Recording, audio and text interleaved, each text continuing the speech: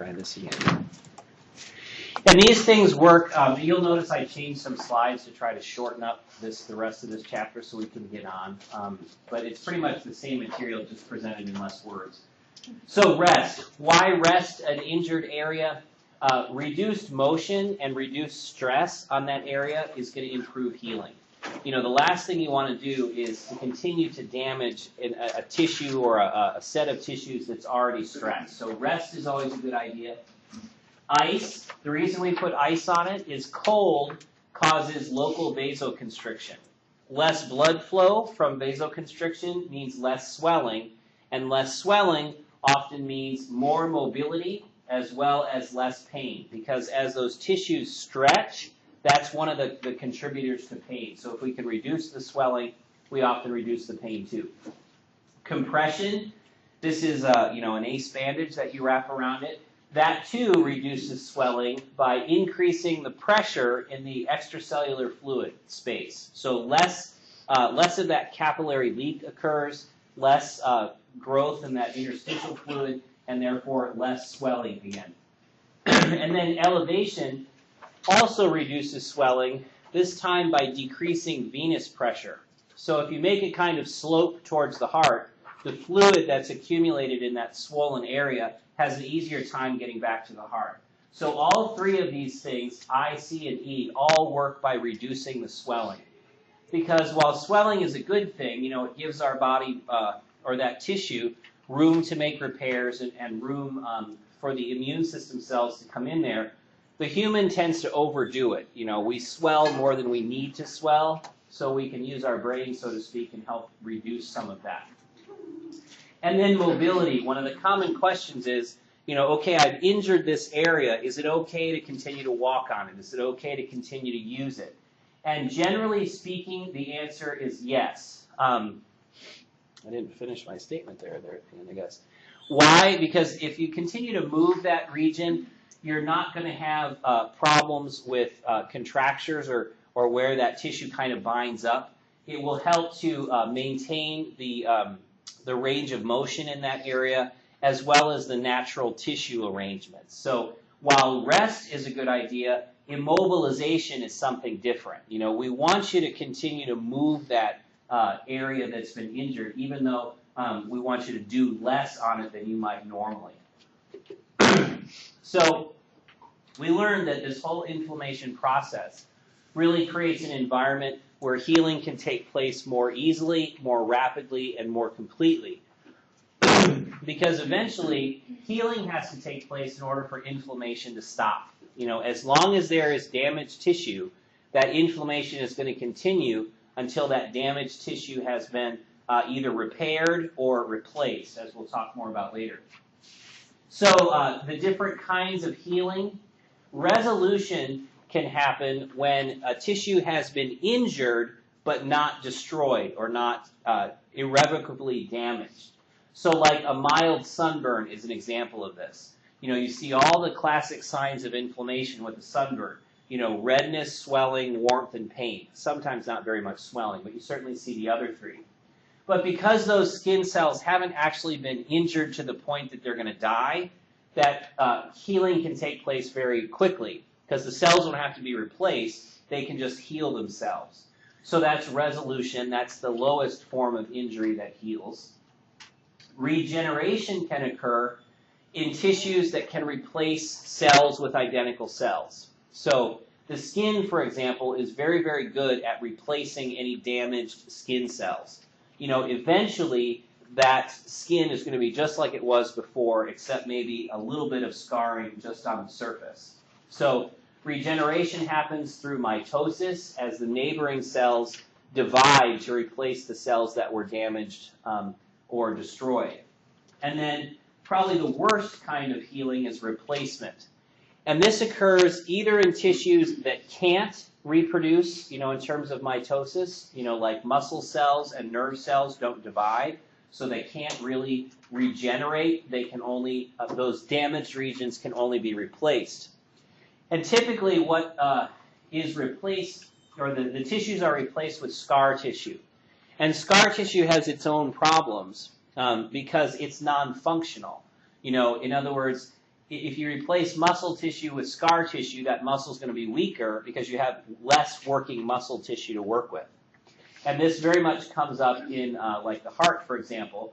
After myocardial infarction, the heart muscle doesn't grow back. So what you end up with is a scar there, and that scar doesn't contract, so it makes the heart work less well.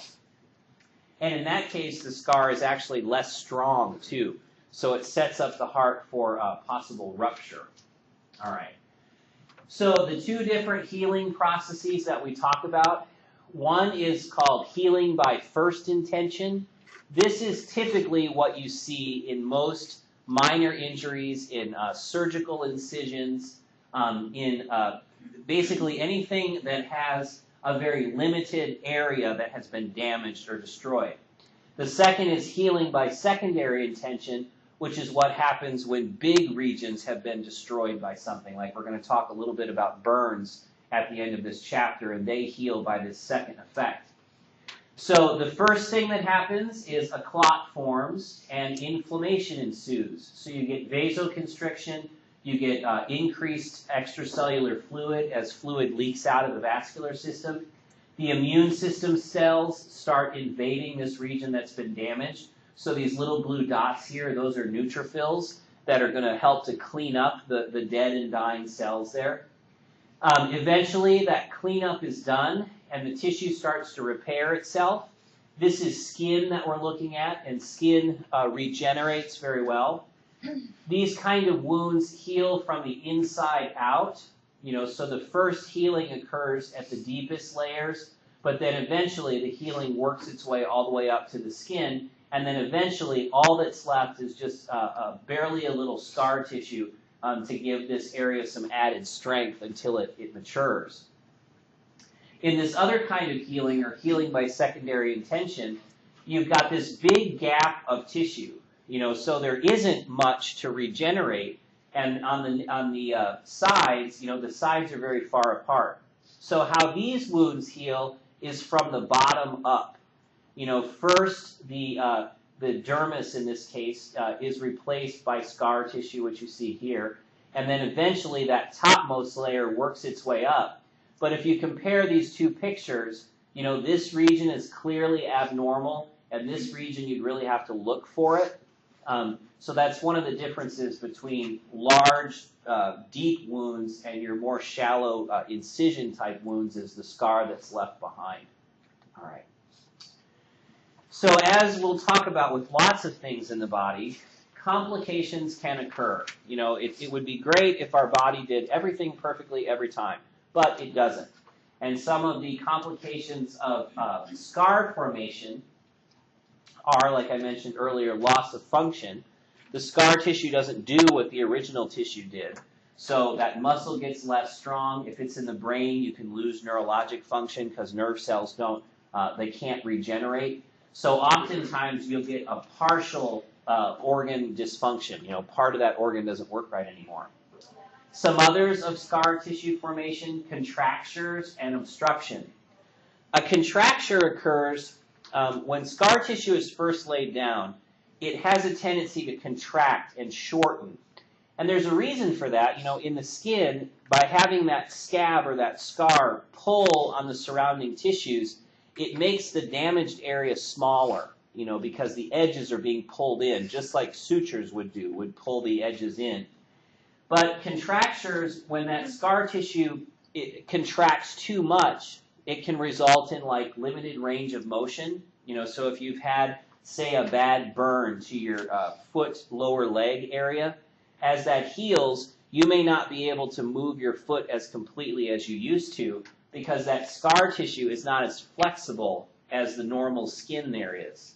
We see this same kind of thing can happen in the abdomen with abdominal scarring from an obstruction or a rupture of the digestive tract.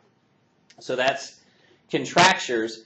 And if these contractures occur near a tube, like the small intestine, it can actually cause an obstruction, because that scar tissue doesn't flex as well as other tissues do. So effectively, the contents of the GI tract have to like squeeze through this ring of scar tissue which doesn't flex and move. So contractures and obstructions. Other problems from scar formation, particularly in the abdomen, we get adhesions. And this is because the cells that make scar tissue, which are fibroblasts, they're not the smartest little cells in our body. They tend to do the same thing regardless of where they are and regardless of what they're working with. And what that means is if you've had major abdominal surgery, for example, like a cesarean section, as that wound heals, the various components of the abdominal cavity, you know, your small and large intestine, the bladder and the ureters, they all kind of get matted together in one big scar.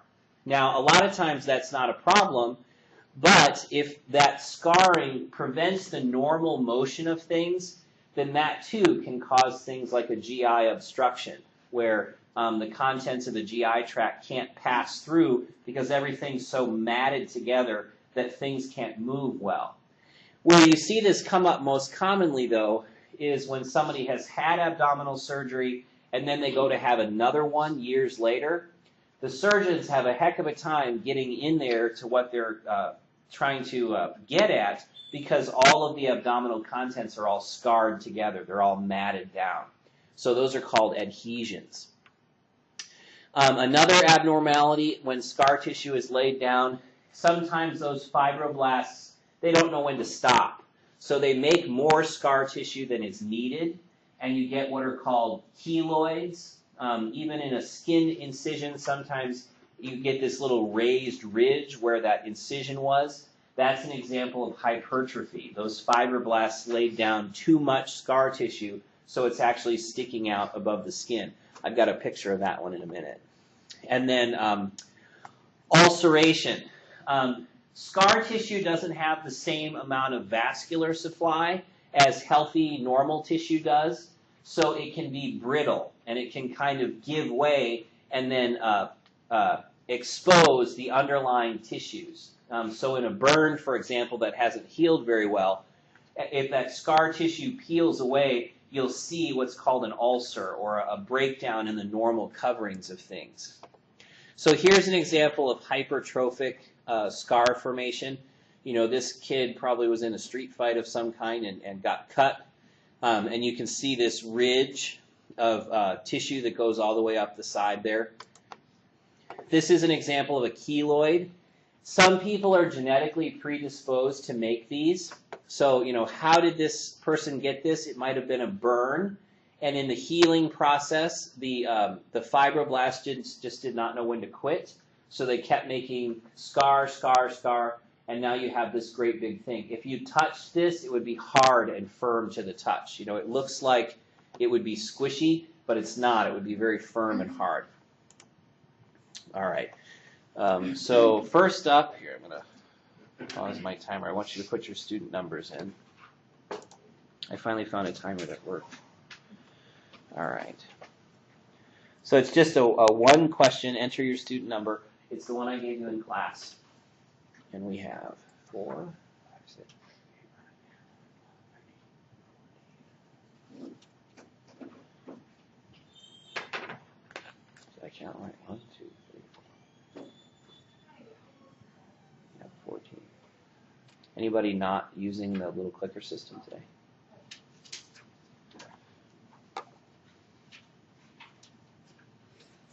We're missing some people today.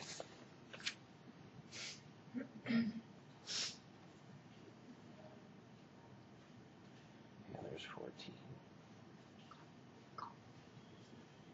2.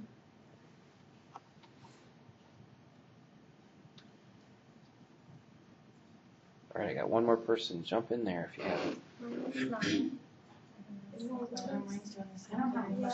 I don't have a question. Well, you all entered your student number, right? We're still on that one.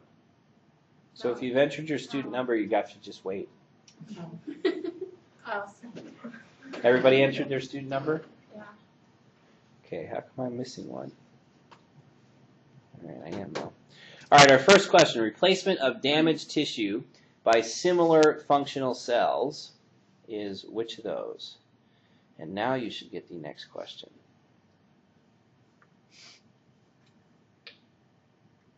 There we go.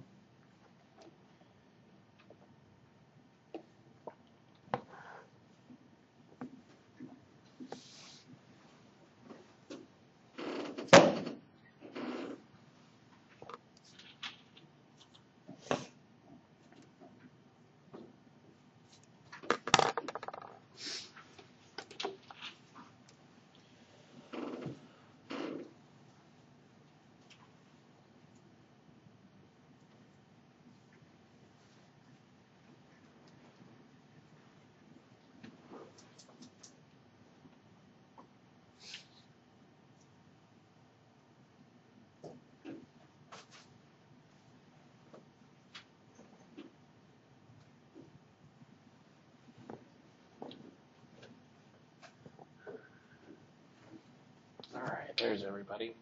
So the correct answer there is B, regeneration. So fibrosis is a form of scarring. Usually that refers to scarring that's been a little too vigorous. Repair by scar tissue, that's replacement. And resolution is what happens when cells have only been injured, not damaged. All right, so next question. Scar tissue consists primarily of which of those? And I guess I didn't actually say that. Give me a chance to talk about it.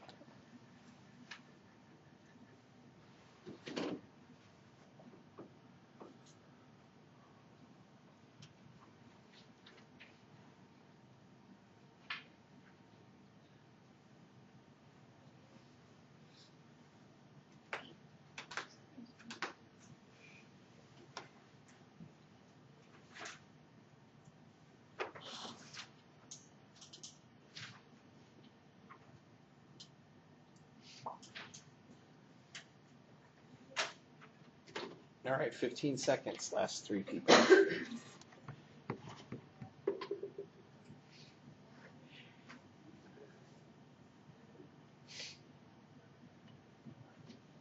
right, that's everybody. So the correct answer there is collagen fibers. So fibroblasts are cells that invade a wounded area, and they begin producing collagen fibers. What collagen fibers do is they're great at grabbing hold of stuff and kind of matting together. So it forms, just like a doormat can be made with lots of interlocking fibers. That's exactly how collagen fibers work. Granulation tissue is the tissue that is responsible for replacing or regenerating a wound. So once the clot has formed and the healing process has started, when you look down in that wound and you see that, it's usually pink and white tissue, that's granulation tissue. All right. So as an example for inflammation and healing, your book uses burns. So you're going to get to learn just a little bit about burns in this chapter too. Burns are, the severity can really range. We've all heard about first degree, second degree, third degree. It turns out they've changed the classification system, so you might hear a different classification system in this talk, but people still use first, second, third, fourth degree burns, so don't think that it's completely disappeared. So the severity of the burn really is entirely dependent upon the burn event. So what was the temperature involved, or if it wasn't heat, if it was acid or cold instead, what was the severity of that? The duration of contact, the longer the skin is in contact with the hot source, the more damage is going to be done. The extent of surface area involved, the more skin exposed to that burning agent, the worse the burn is going to be, which kind of makes sense. And then the site of injury. And that's because different parts of the body are more sensitive to burns than others. So like the palms of the hand, for example, are pretty resistant to burning. And that's because we have an extra layer of skin there. We have a very thick coating of keratinocytes or keratin there. But in other places, like in the chest wall or the inside of the arm, the skin there is very, very thin, so it's much more susceptible to burning even at lower temperatures or for a lower duration. And then in little kids and the elderly, they have thinner skin. Thinner skin means more easily burned, and more severe the burns are when a burn does occur. All right. So the new classification has to do with thickness, or how much of the epidermis and the dermis are involved in the burn. So just as a little review, you have this layer like this. So this is the epidermal layer, and this is the dermal layer. And then underneath that is where you have fat and blood vessels and nerves, and that's called the hypodermal layer. So these different thicknesses are going to have to do with how deeply through that layer of skin, that is the epidermis and dermis, how much of that was damaged. So in the partial thickness burn, we're talking about just the epidermis and maybe a little part of the dermis itself. So these burns are the ones that we very commonly get in our everyday lives. They don't cause significant scarring. They heal very readily. You don't need to really do anything with them. They don't require medical care. They just get better. This is you picked up the hot pan or a little hot steam, shot in one direction. Usually that's a partial thickness burn. In the deep partial thickness burn, we're talking about all the way through the epidermis and down into the dermis, but not through the dermis. So these usually blister, and they blister because the epidermal layer has been destroyed. So it bubbles up, this epidermal layer does, because it loses this connection. It bubbles up, and then eventually it sloughs off. These burns are particularly easily infected. And that's because it's the epidermal layer that really is our flexible shell. Like a turtle has a shell. The topmost layer is what gives us that protection. If we take that shell away, it means that bacteria can get down into those warm and cozy tissues underneath. So these are very easily infected. So one of the most common treatments for a burn is to keep antibiotic ointment on it all the time. In particular, one called Silvadene, which has silver in it, and silver is actually antibacterial. So you'll hear about Silvadene. It's very, very expensive, but it works very, very well. And then the full thickness burn, formerly called the 3rd or 4th degree, is going to go all the way through and to the hypodermal layer.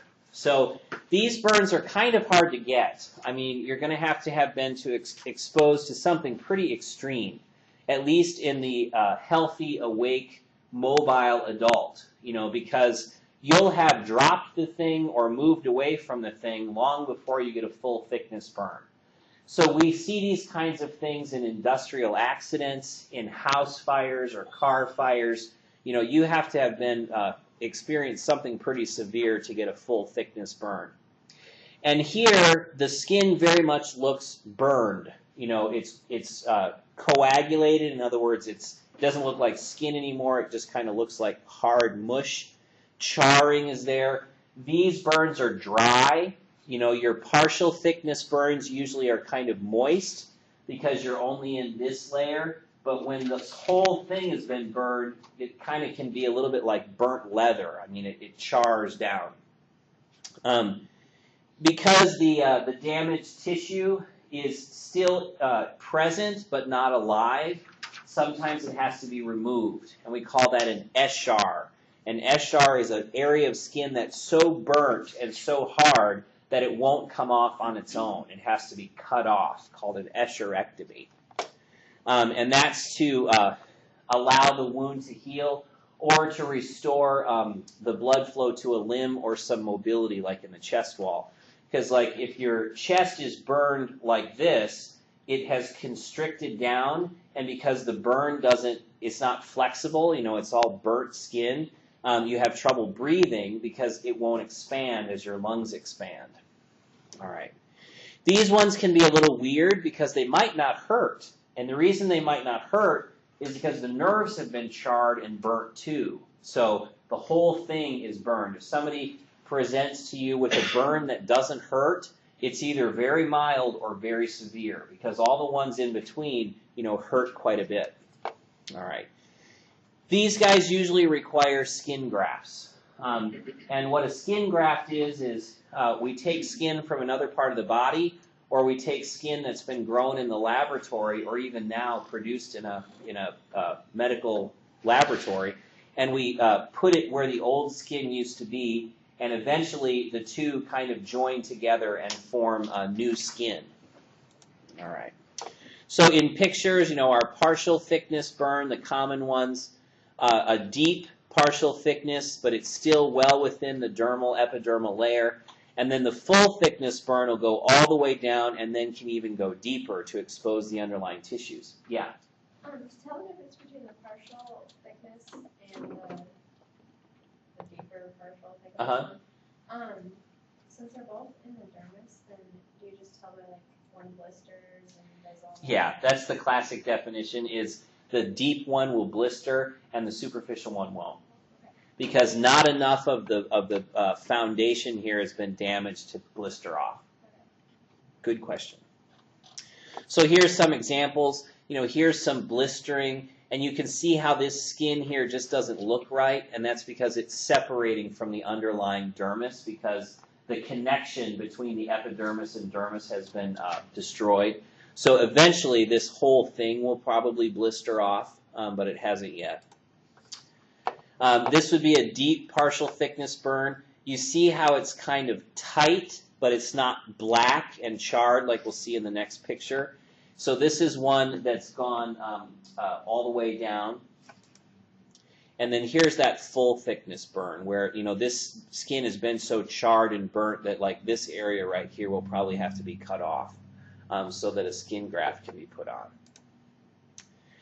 One of the first questions that will come up in a burn is, what is the surface area involved? And that's because studies have been done that have shown that it is surface area that matters most to how well a burn victim is going to do.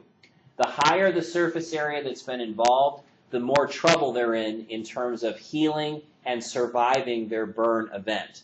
So this handy little chart has been developed, and it's based on what we call the rule of nines. So you can see that all these numbers are divisible by 9. So it can help you remember that, it's 9% and 9%. Like each leg is 9%, each arm is 9%, the whole head is 9%. So it's just a convenient way of sort of remembering those things. All right, we're going to skip these questions.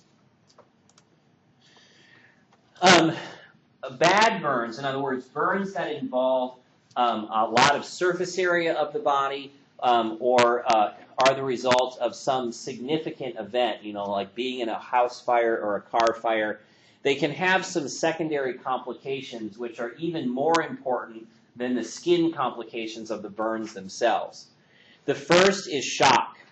So this outermost layer of skin helps to keep our fluid inside our bodies from leaking out into the environment, from evaporating or from ending up on dressings or on clothing and all those kinds of things. When you take off a bunch of skin all at once, like you see in a burn, the patient's going to lose a ton of fluid very quickly, and that gets them into shock. So shock is simply a decrease in blood pressure and circulation that has symptomatic effects. So a loss of consciousness, shivering and being cold, skin pallor, where the color drops out of the person because all the blood is going to the important organs. All of those things can be caused by the fluid, protein, and electrolytes that leak out from those burn sites. So significant burns like this are usually best handled by a burn center. If there's no burn center available, then they deserve ICU treatment because of things like this. They're losing so much fluid, even to evaporation, that they need to have cardiovascular support. Respiratory problems often accompany burns, and that's because typically where there's lots of heat, there's also smoke. Smoke gets inhaled, and does double damage. Smoke is hot, so it burns the inside of the lungs, and smoke is caustic, so it irritates the inside of the lungs and causes inflammation. That inflammation causes fluid buildup in the lungs, and now you have a respiratory problem. You're not going to be able to bring oxygen in and get carbon dioxide out if your lungs are all irritated. So there again, burn centers know how to handle this. Typical hospitals often don't because it just isn't dealt with enough. Particularly in the modern day, the things in our homes are often man-made, man-made fabrics and man-made materials. And those things, when they burn, tend to give off the nastiest stuff. You'd rather be in a forest fire in some ways than in a house fire because of all the toxins that are released. Things like cyanide, carbon monoxide, very caustic chemicals. So that, too, is another trigger for respiratory problems after a burn. All right. Burns are exquisitely painful. People say that they're some of the most painful injuries that a person can endure, both at the time and during the healing process. Because when you take off this top layer of skin, you're left with a bunch of free nerve endings there that are exquisitely sensitive. If anybody's had a bad burn, the pain goes on for weeks and weeks. So pain management is absolutely a necessity for burn patients. Without it, they are more likely to get into shock because they're anxious and they're stressed from the pain. They're more likely to get into respiratory problems. If you've got a bad burn on your chest, one of the things your brain will do is get you to breathe less deeply and less often, so you're going to have trouble there. So pain management, real important. And then infection. Anytime you lose that epidermal layer, you're a setup for infection. The common ones are listed here. That's really not that important. It's just important to know that burns get infected. If you have a lot of burns, a lot of surface area involved, you'll probably be on IV antibiotics to try to prevent massive systemic infection from these bugs that are around us all the time. All right. And then finally, metabolic alterations. Without our flexible shell to keep all of our stuff in, we end up losing sodium, we lose potassium, we lose bicarbonate, protein, and water all to the dressings, to the air. So we can get big shifts in the metabolic state of the patient. So again, they have to be followed very closely so that we can give them back the stuff that they're losing, like sodium and potassium and even protein. All right. So the treatment for large burns that involve significant portions of the body's surface area, immediate covering. That's not only to prevent infection, but it's to prevent some of that fluid loss, because that becomes one of the big dangers for the patient, is that they're going to go into shock because they're losing so much fluid. If a skin graft is necessary, there's some new options that your book talks a little bit about, how there are some synthetic materials now that kind of guide the healing.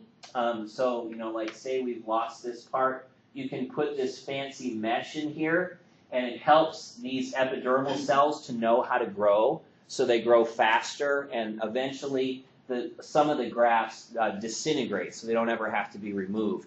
But they provide a kind of platform for the epidermal cells to grow across. Kids and burns are a unique challenge because grafted areas tend to not grow as well as normal skin does. So as the child gets bigger, sometimes they have to have incisions made and new grafts put in. Essentially, their burnt skin, they grow out of it because it doesn't grow like normal skin does. So some of these kids, they have to go through many, many surgeries as they continue to grow to help to help them grow, or their skin grow with them. Otherwise, you can get restriction in range of motion and things like that. All right, so that's inflammation and healing. Questions about any of that before we go on to the next thing? Okay. All right. Save that and go to the next one. All right, so this chapter is, we touched on the immune system's role in inflammation and healing in that last chapter, but this really goes into just looking at immunity. Inflammation is one of the responses to infection or injury, but the immune system has a lot of other responsibilities. And if you, many of you have had A&P, in fact all of you should have, so you should have at least learned a little about the immune system. One of the most complicated systems in the body, we offer a whole course in it over in the science department, so you can spend a whole semester learning about immunology. All that to say, there's no way that I can teach you all about the immune system in this course, and we're not going to. So I put this little review at the beginning, not for me to go over, but for a reference for you. So if you're reading and you're not sure what a mast cell is, you can go and look it up. So this is right out of your book, Table 3.1. So that's just in a nutshell. But the first thing I'm going to talk about is primary and secondary responses. So our immune system, because it learns from our past diseases to be able to fight off future diseases and to combat the common germs that are in our environment. So the first time our immune system sees a pathogen, it's not as good at getting rid of it as it is in the next time or any subsequent time.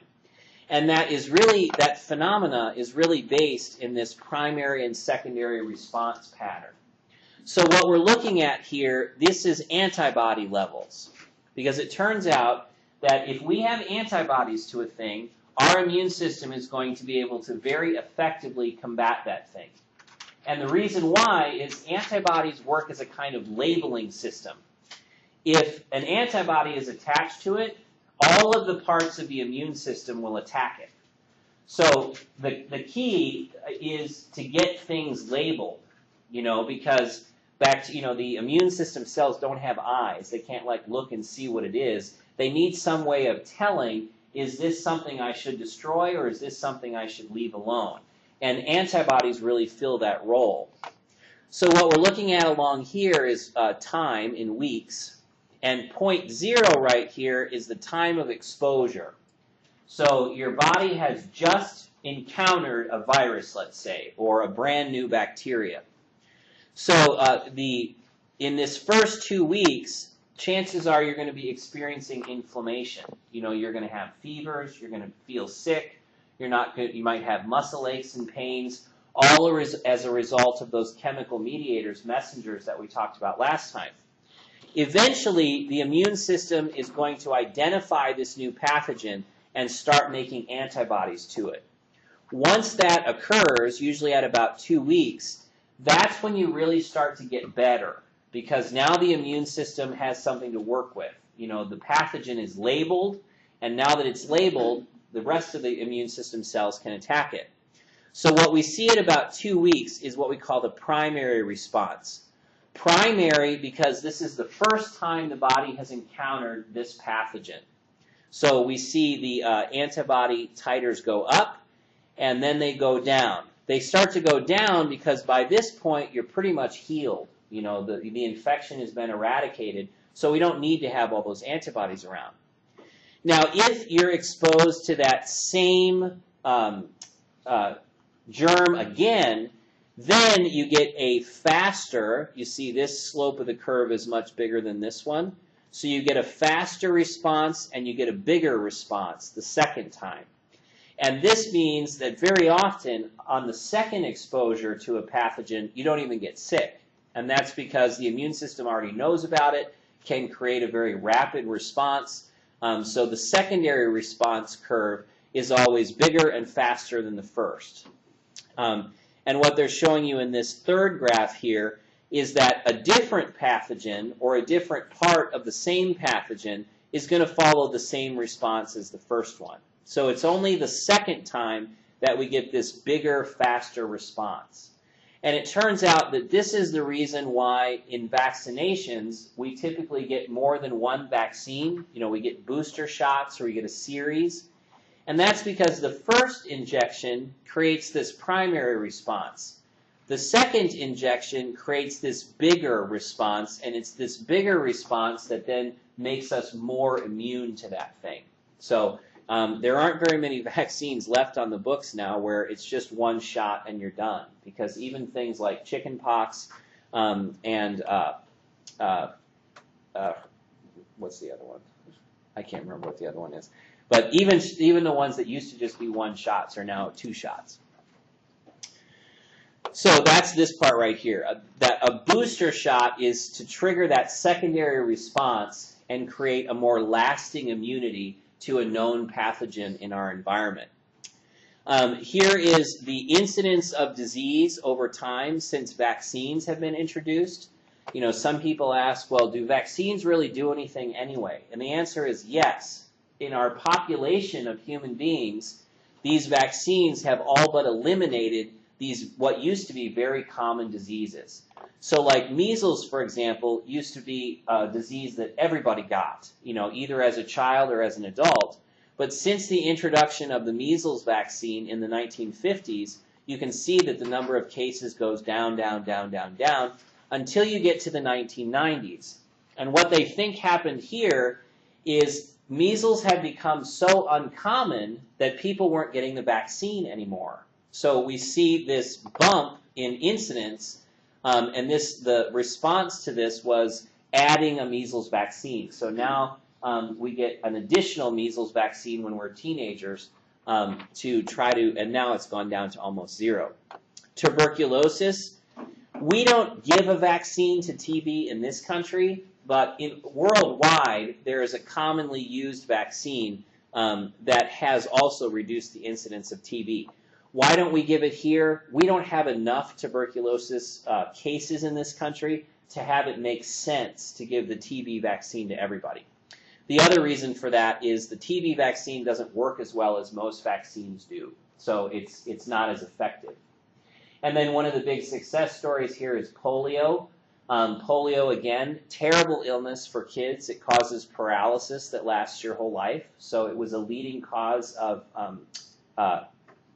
being in a wheelchair or being handicapped was polio.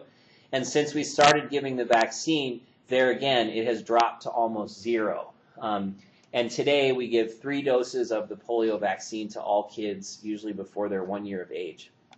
And then this just arrow right here is one of the greatest success stories of vaccines ever, and that's smallpox.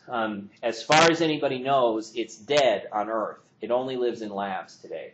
And that's due to a global effort in vaccination to get rid of smallpox. All right. All right, we will do these. Okay, so a little immune system test. What does a neutrophil do, or what is it?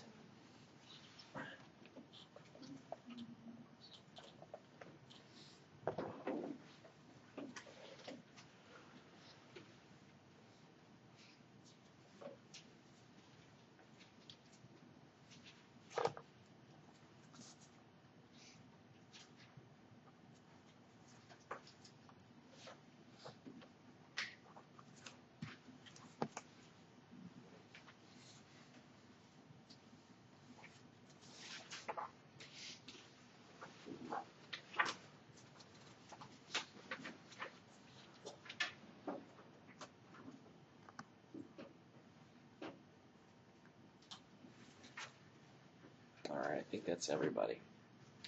And good, most of you got that. Neutrophils are phagocytic cells. The cells that produce histamine, that's your basophils and your mast cells. The cells that produce antibodies are called plasma cells, which are also B cells, kind of all grown up. And the cells that are elevated during an allergic response, those are the eosinophils. All right, so next question. I think. Humoral immunity is mediated by what? Again, a little immune system review question.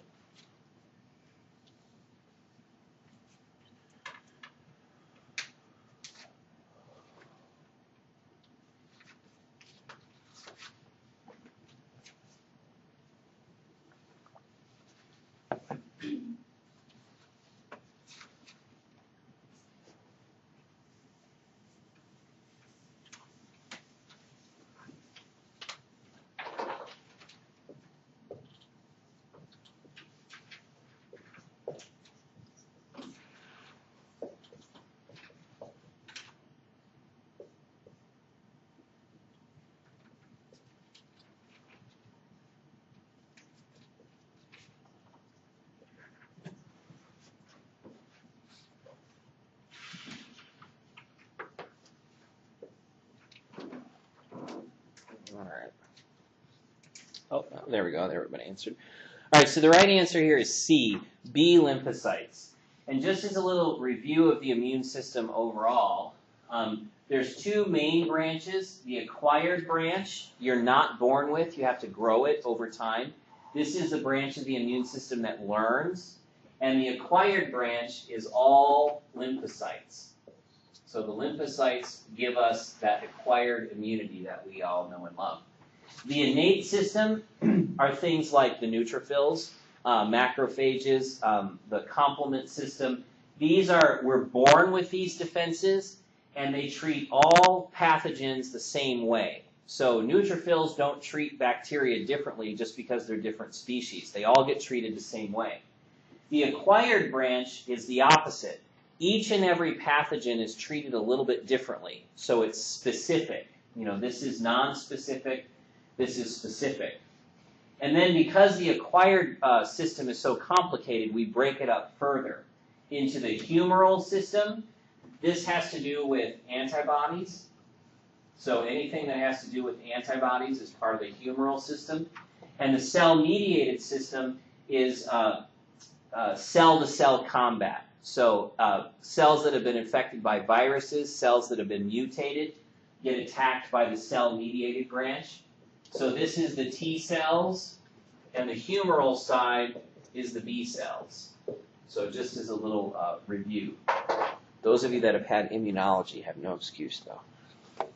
All right, onward. So that was just immune system stuff in general. Some specific immune-related disorders that you're going to encounter in some patients. One is tissue and organ transplant rejection. Now you'd think, well, how common can organ transplant possibly be? We're not going to see very many of these patients.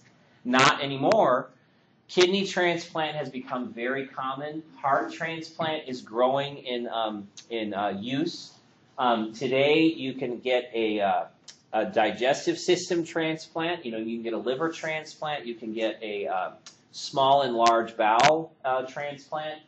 Lungs can be transplanted, or heart and lungs together. So you are going to see more and more patients who have had a transplant. And they require some special knowledge because essentially their immune systems have to be controlled from the outside.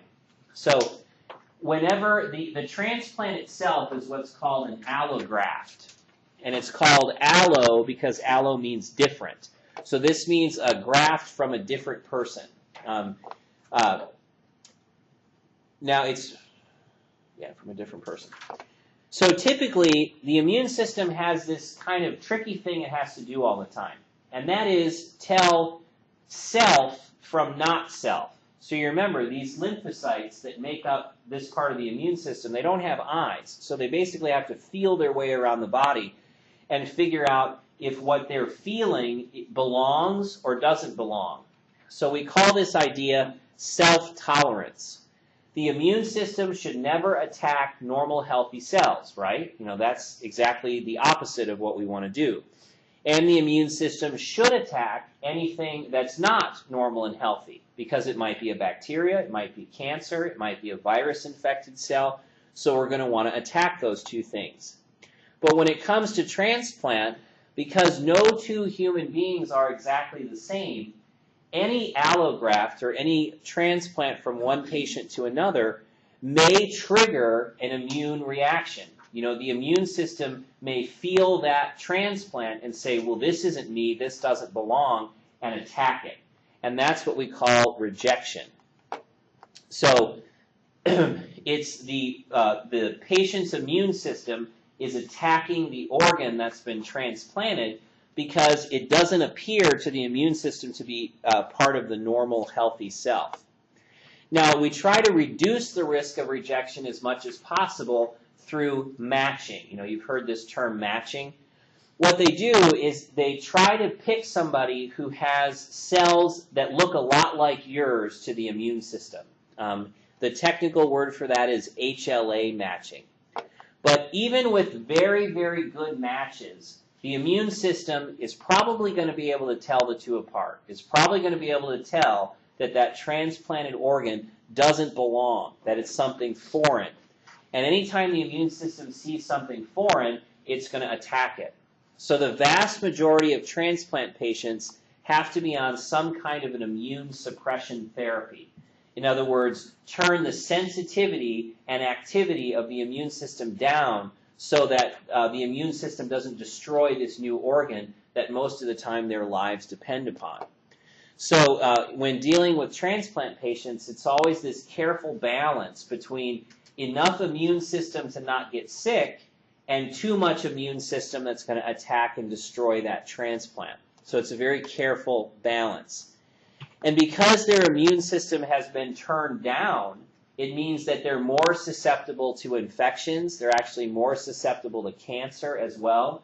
And infections tend to last longer and be worse because of this immune suppression.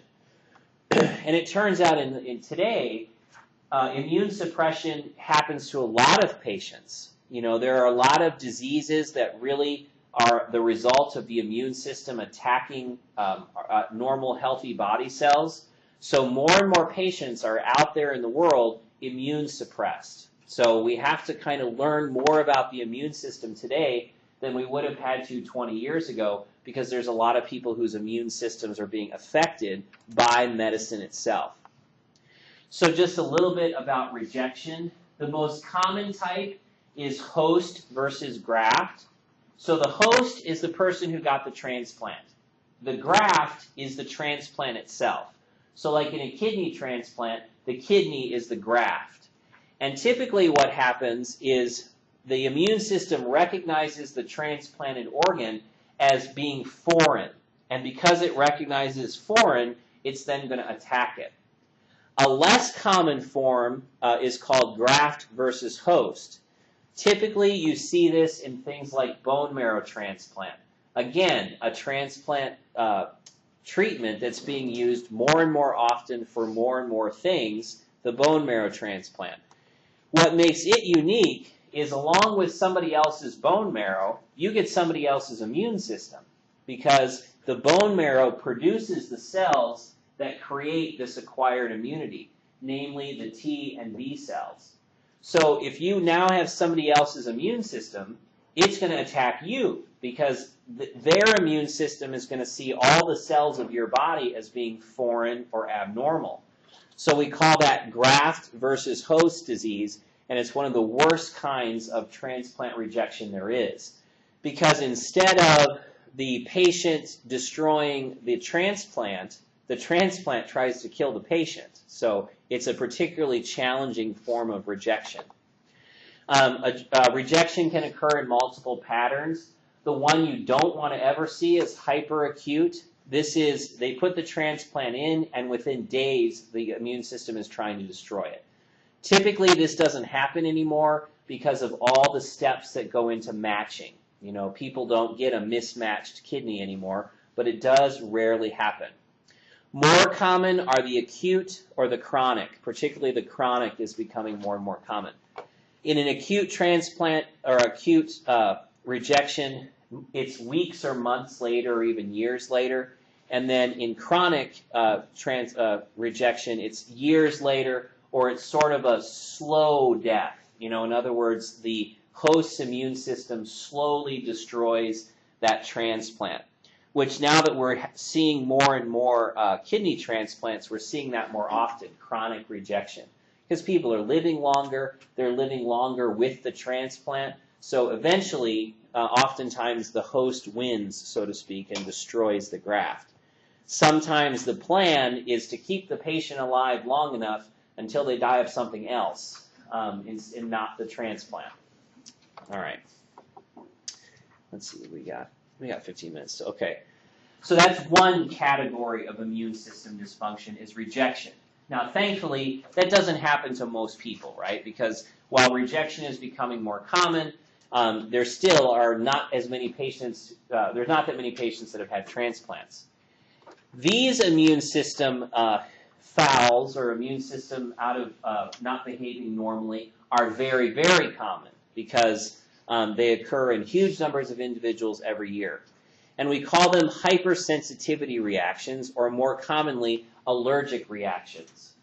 So allergic reactions are, in fact, abnormal immune responses.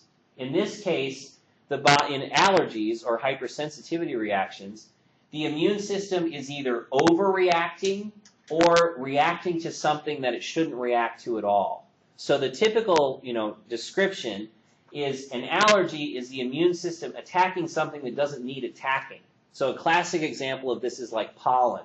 Many of us have hay fever sometimes of the year, and we get the symptoms of runny nose, itchy eyes, congestion, cough, all that, because for whatever reason, our immune system thinks that pollen is some kind of a terrible pathogen that's going to invade the body. Now, is that true? Well, of course not. But the immune system doesn't know that. It's behaving like it's a virus or a pathogen. So we have 4 different kinds of these hypersensitivity reactions, and they each follow different patterns.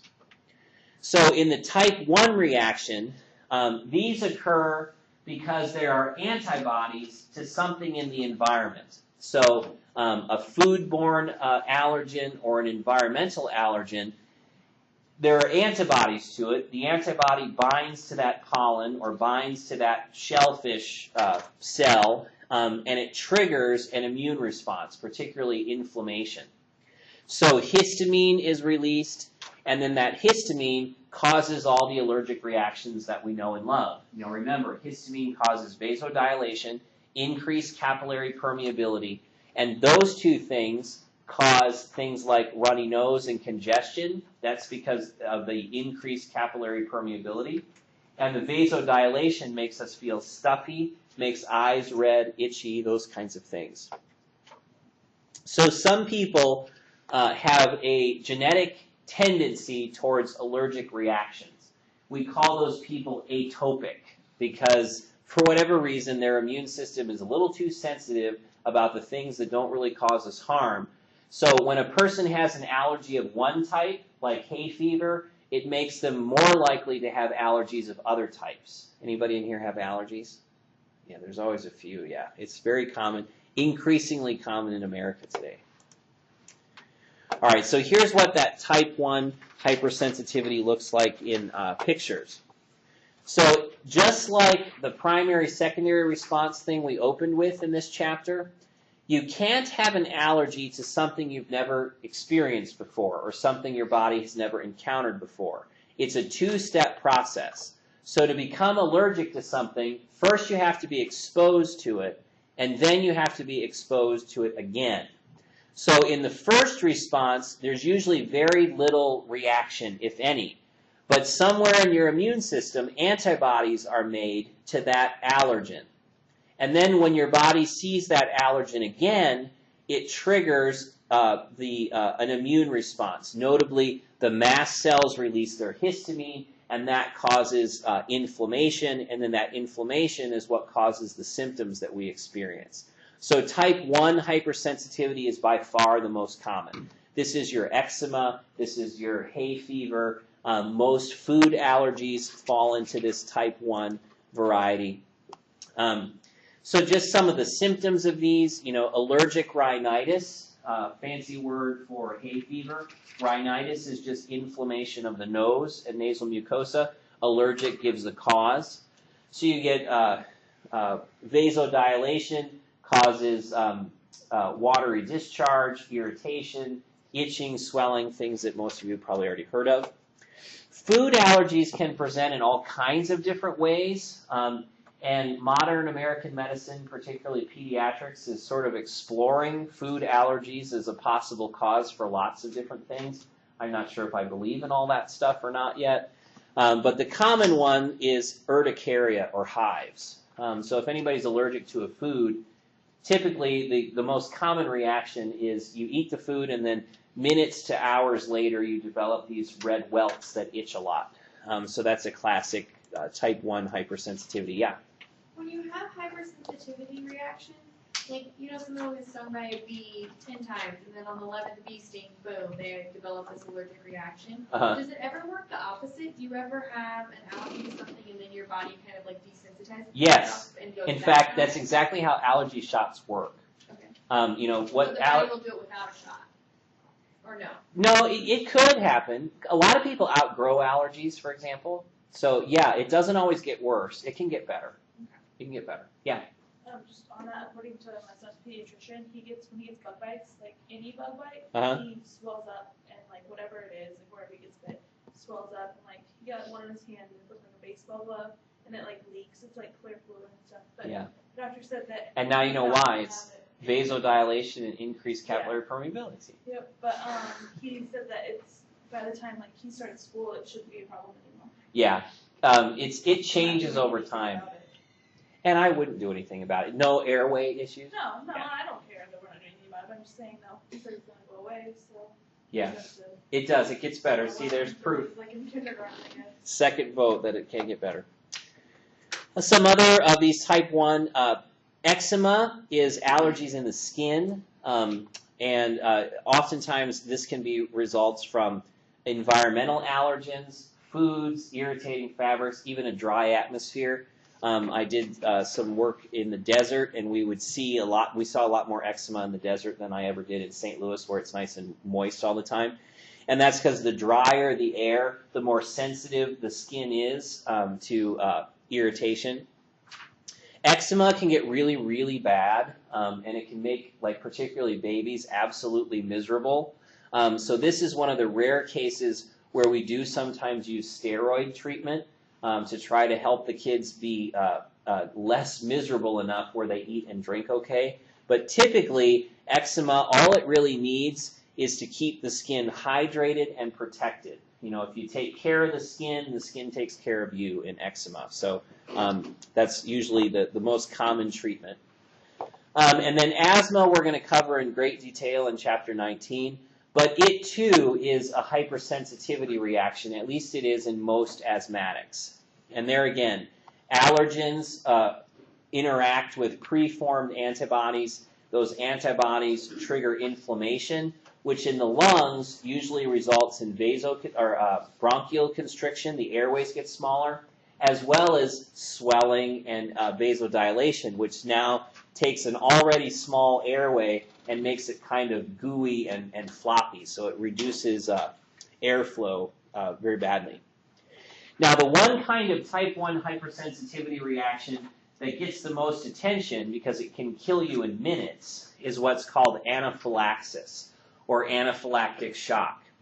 And this is, instead of a local effect, you know, rhinitis is local, it's just in the nose. Eczema is local, it's just in the skin.